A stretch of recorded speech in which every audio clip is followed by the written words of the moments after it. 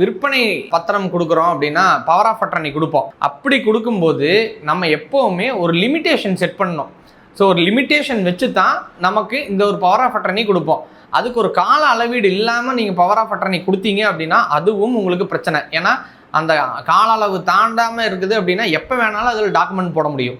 ஒரு நிலத்தை நீங்கள் சரியாக வச்சுக்கணும் அப்படின்னா ஒரு லீகல் ஒப்பீனியன் வாங்கி தான் நீங்கள் சேல் டீட் அப்படிங்கிறது கண்டிப்பாக போடணும். நமக்கு எல்லா அறிவும் சரியாக கிடச்சிடாது. ஆனால் லீகலருக்கு என்ன வேலை அப்படின்னா இதெல்லாம் சரி பார்த்து நீங்கள் வாங்கலாம் அப்படிங்கிறத மட்டும்தான் சொல்கிறது கடமை. அந்த கடமையை அவங்க சரிவர கண்டிப்பாக செய்வாங்க. நிறைய பிரச்சனைகள் நான் நேரடியாக பார்த்துருக்குறேன். ஸோ ஒரு சொத்து தான் இருந்தது, அது என் பையனுக்கு கொடுக்கலான்னு நினச்சேன், என் பொண்ணு கொடுக்கலான்னு நினச்சேன், ஆனால் இப்போ இல்லாமல் போச்சு.